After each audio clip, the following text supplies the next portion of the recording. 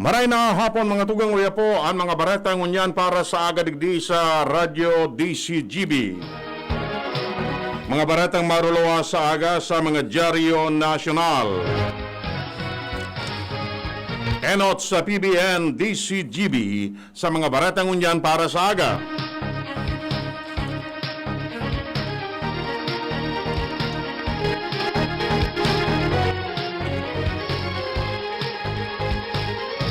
Detalles kan Bareta.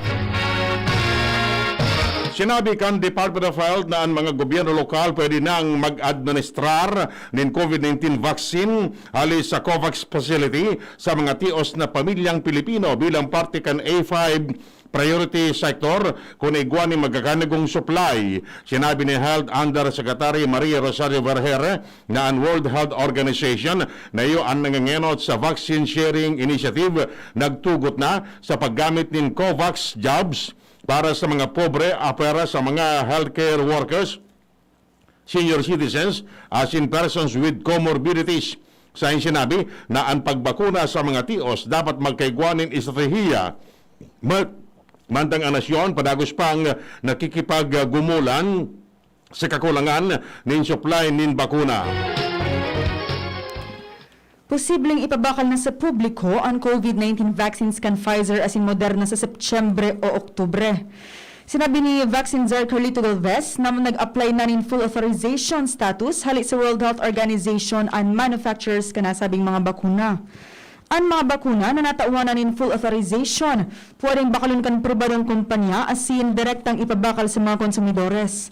Sa ngunyan, day pang bakuna kontra sa COVID-19 ang tinutugutan ka nasyon na ipabakal sa publiko dahil ang emergency use authorization pasanaan na itaw kan Food and Drug Administration. Nangangahulugan na ang gabos na bakuna kontra sa COVID-19 na nag-abot sa nasyon ang itinataong libre sa publiko. May arestando dagdag na bareta hali dyan sa luwas si Ans Galero. Ans, kamen. 215 ang panibagong kaso ng COVID-19 na narehistro ngunyan sa Kabikolan. Susog sa report ay panalawas kan Department of Health Bicol o DOH Bicol, 54 sa mga ini ang gikan sa probinsya Canalbay, partikular na 16 sa Legazpi City, siyam sa Daraga, 7 sa Ginabatan, tig-5 ang Ligao City at Tabaco City, mantantuloan ay rehistro sa Bakakay, tig-duruwa sa munisipyo kan Malinaw, Pulang at Santo Domingo, mantang tig-sararo man ang Kamalig, Manito at Sinuwas. Sa Roman, ang panibagong kaso ng COVID-19 na nairehistro sa probinsya ng Camarines Norte, 85 sa Camarines Sur, 7 sa Catanduanes, 41 sa Masbate, 26 sa Sorsogon, Asin Saro, nagikan pa sa Cayupo, Nueva Ecija. Apera kaya nakapagrehistro man ng 5 na panibagong COVID-19 fatality and Bicol, partikular na ang Saro, gikan sa islang probinsya kan Catanduanes, asin 4 man sa probinsya kan Sorsogon. Maski na nga ni dakulaan na bilang ka na mga nagpositibo naman sa ilang na COVID-19, ikinaugmaman giraray ka na DOH Bicol na igwa ni 92 na nairehistro man na recoveries, partikular man ang 52 sa Camarines Sur, 10 sa Catanduanes, asin 30 sa Sorsogon. Sa kunyan padagos ang pagramdom kan DOH Bicol na sunodun sanaan magkakanigong minimum health standard, tanganin na malikayan ang padagos na paglangkaw kan kaso ng COVID-19. Dagdag na Bareta, Ans Galero, DZGB. May arestando dagdag pang bareta hali dyan sa luwas si Luwens Barsana. Luwens, kamen. Garingon yan, tiglalandag sa mainit na kawali o kaldero. Mga residente kan bilog na barangay Buyuan, Legazpi City. Ini pagkatapos na manotarang ka DZGB News na sa reklamo kan mga residentes, ay duwang transformer na puminutok asin kuminalayo pa poon pa kasuhapon, poon digdi sa may Purok 1 kan Buyuan sa may 76 Farm, asin digdi sa Purok 2 kan Barangay Buyuan, arani sa may Eskwelahan. Susog sa mga residentes, kasubagupang aga sinta nakakasapar ng brownout, asin dahil mainit ang panahon, talagang grabe ang sinapar nindang init, asin napinjente ang sa indang mga operasyon, asin mga hanap buhay, lalo na sa may mga tindahan sa nasampitan ng barangay. Ipinagpaabot naman kan DZGB News ang siring na bagay sa Albay Power and Energy Corporation o APEC, alagad sa Kunsangunyan, ay painining kasimbagan kung noorin kayo ni maaksyonan ang siring na bagay ang may kinaaraman sa problemang ini na pinagsasapar kan mga taga-Buyuan. Dagdag na Bareta, ako po si Edwin. Miyaras tanto na magkata sa 3rd District, si Jimmy Nasolita. Jim Kamen. Nag-aarakiyak na ang Marcial Oranyola Memorial School sa pamamayukan principal na si Mr. Al Pilgone dahilan nagpaparadakol ang pinagbabayadan ninda na konsumo sa kuryente patapos na poon kan bagyong Role ang mga na-displace na mga residentes kan Purok 7 Barangay San Francisco mantinido hanggang sa ngunyan yaon pa sa mga classroom sa nasabing eskwelahan. Ang konsumo sa kuryente ang nakacharge sa nasabing eskwelahan kung saan originalmente ang huroron sigon sa principal ang lokal na gobyerno kan ginubatan maakoder sa pagbayad sa konsumo kan kuryente sa nasabing eskwelahan. Alagad sigon kay Mr. Al Pilgone pon pa kan nakaaging bulan na Abril hanggang sa presente dahil pa pinagtataong ayuda na pambayad ang lokal na gobyerno kan ginubatan kung kaya na din ang principal sa pagsabing apektado naman sa indang maapondo kung kaya ang ginibo ni Mr. Pilgone sinurata na mismo si Mayor Gemma Anong Hoko na kukulibat ka na nasabing promesa na pagkahururunan na mag-koayuda ang ginubatan sa konsumo sa kuryente. Minamontar na sa 40,000 pesos ang sisingilon kan Marcial Oranyola Memorial School sa lokal na gobyerno na inasumir ng inot kan morms nanganing dahil sinda maputulanin supply nin kuryente kan APEC. Mga dagdag na barita, Jimmy Nasalita, DZGB News.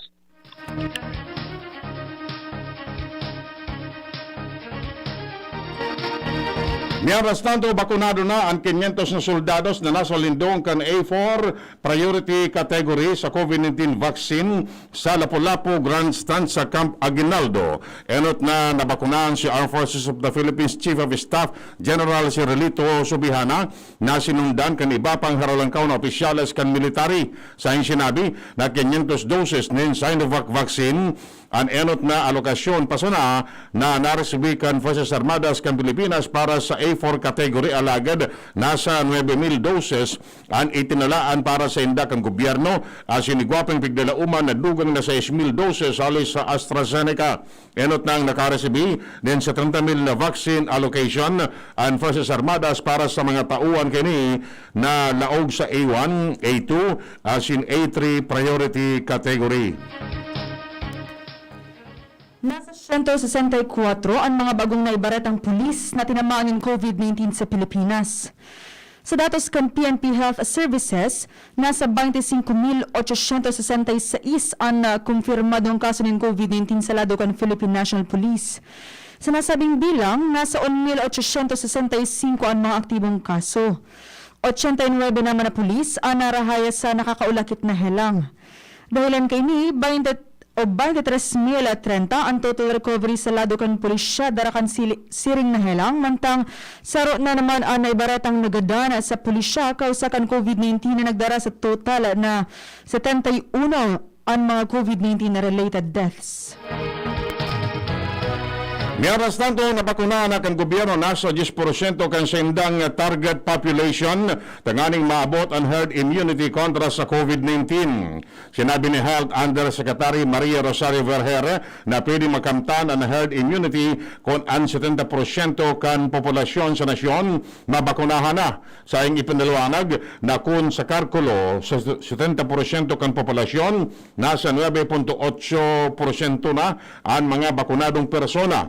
Ang kamawatan ng gobyerno na mabakunaan iyo ang 70% kan populasyon sa nasyon o 70 milyones katao tanganing maabot ang herd immunity. Idinugan pa man niya na tanganing makamtan ang target kinakaipo ng mapahiwas asin maging makaskas ang vaccination effort asin nagdalaom na maging estable na ang supply nin bakuna sa nasyon.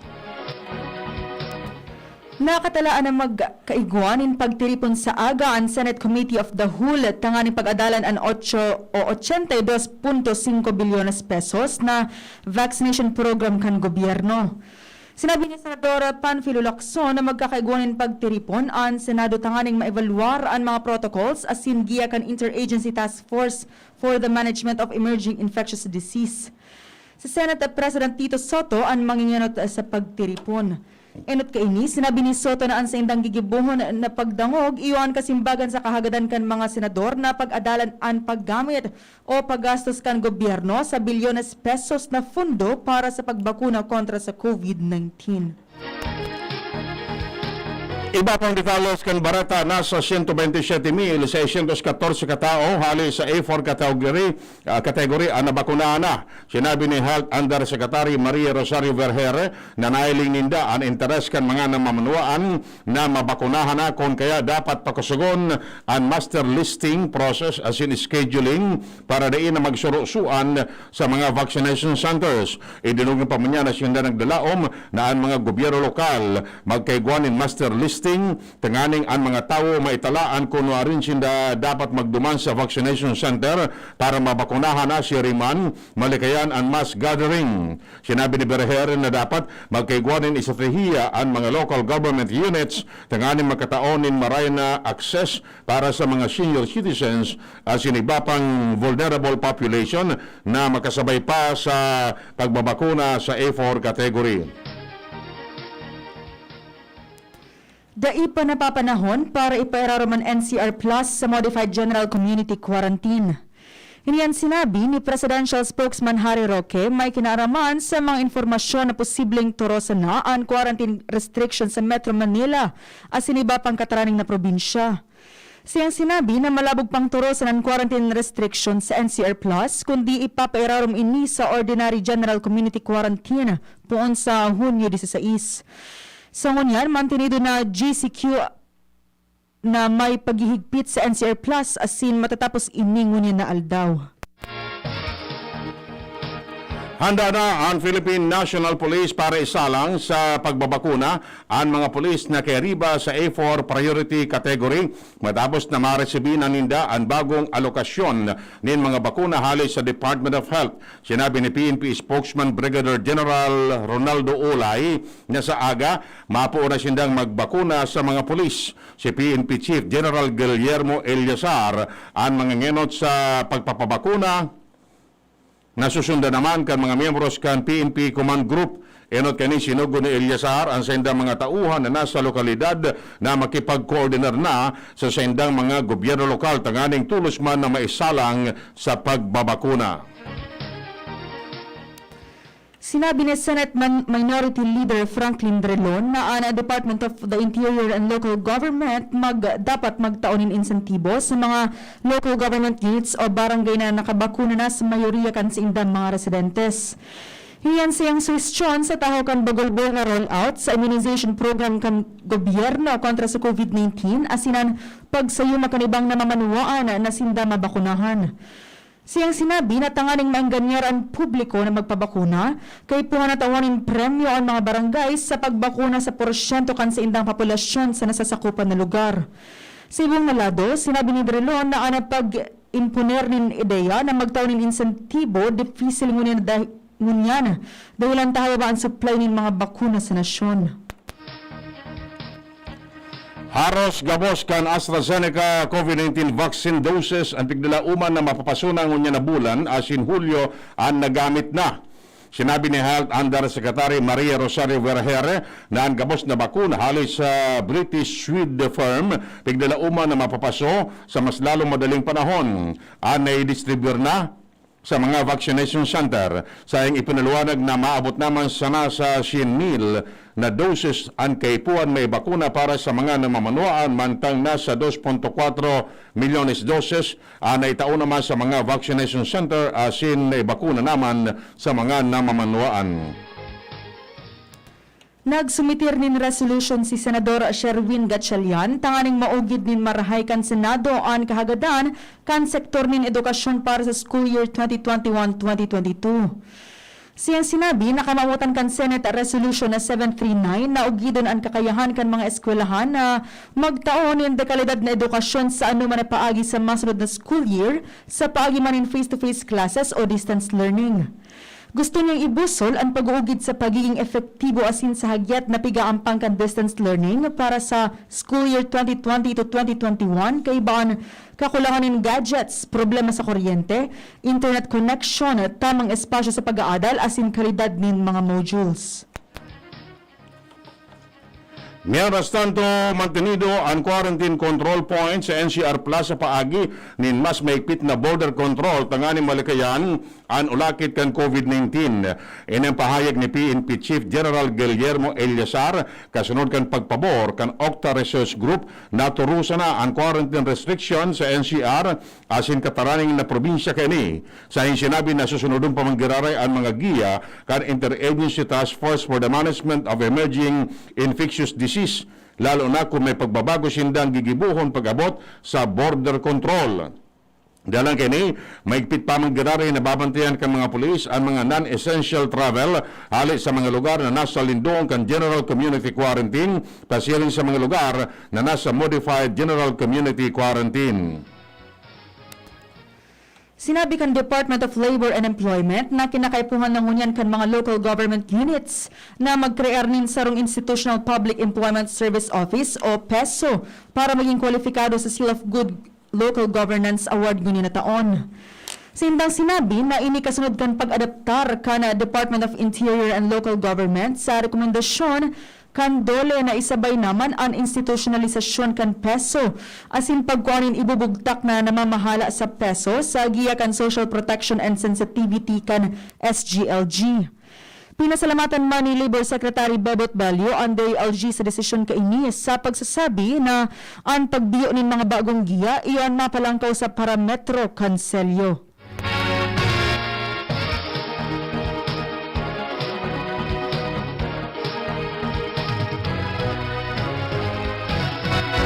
Miaras na iba pang detalles kan Bareta sa lado nasyonal.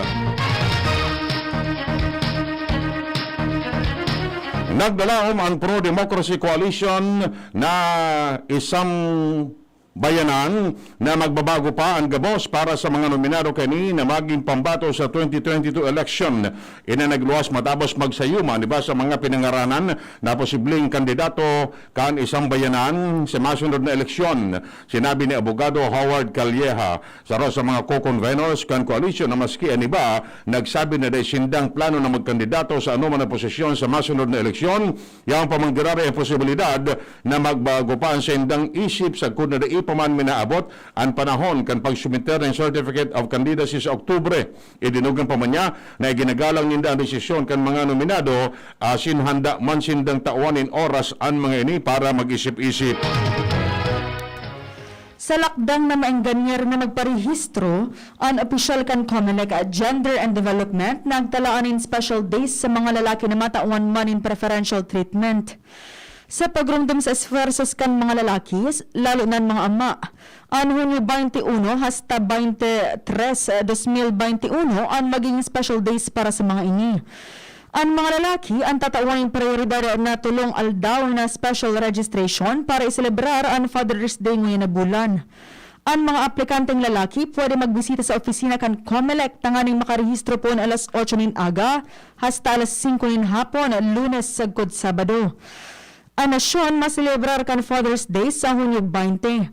Ang nationwide voter registration magpapadagos sagkot sa Septyembre 30 mantang puntirya kan COMELEC na makarehistro ni 4 milyones na mga bagong botantes. Best of luck! Inampahayag ang Malacanang sa mga nominado kan isang bayanan para sa 2022 presidential election. Sinabi ni Presidential Spokesman Harry Roque na posibleng madifisilan ang isang bayanan dalang sa anum na nominado asin saro-saro nang nag-aratrasan mantang anatatada na sanaiyosin da dating senador Antonio Trillanes asin Vice Presidente Leni Robredo. Sa sinabi na day man ibang kamautan ang Malacanang kundi ang ipaabot ang best of luck sa oposisyon. Idinugan pa ni Roque na siya naniniwala na posibleng sibuton man sana ang isang bayanan sa paghanap nin magiging pambato ninda para sa masunod na eleksyon. Ang mga kandidato kan opposition coalition na isang bayan para sa presidente asin vice-presidente sa masunod na taon dapat may pagsabot sa realidad kan electoral politics sa nasyon.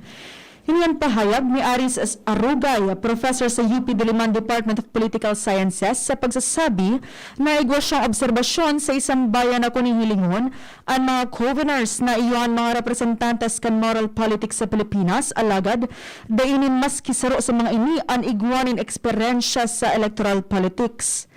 Idinagdag pa man yan na importante ang pipilion na magiging representante ano man ang prinsipyo asin ipinaglalaban ka na sa oposisyon. Siyang tinawanin doon na dapat ibalyo sa realidad anin electoral politics ka nasyon dahil ang takon dae magiging competitive ang magiging choice sa inda.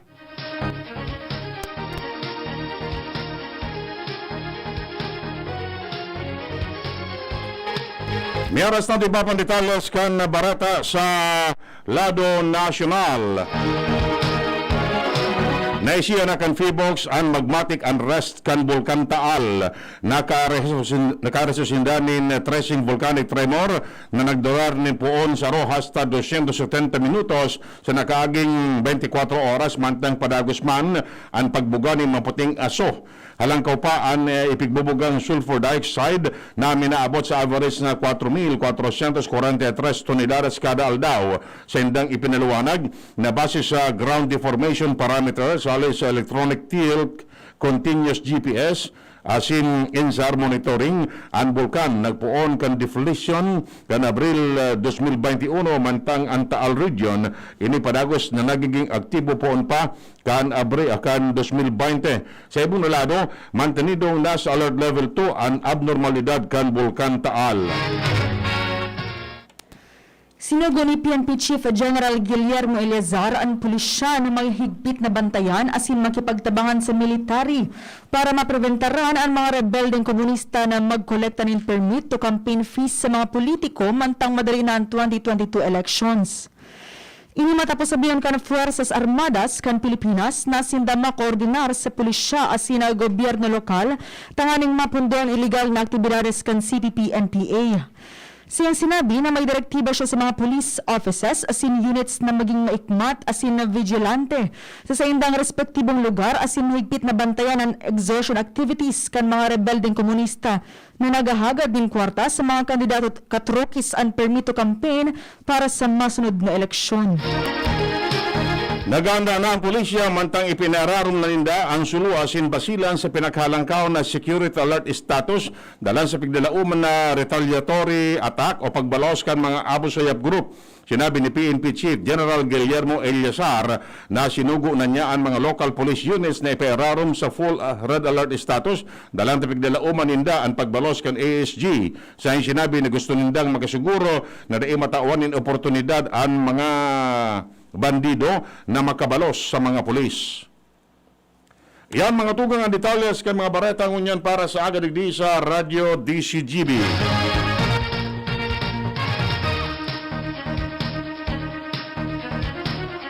Sa pangarang kan mga pagdiriba, John Napolis, Salado Technical, asing ngunyan Manito Tanyes. Kami po nagatod kan Bareta. Ako po si Francia Borras. Ako po si Edwin Peralta nagsasabing mabalos kang sinong pagantabay. Enjoy 1050 pack. Sagkot kinsena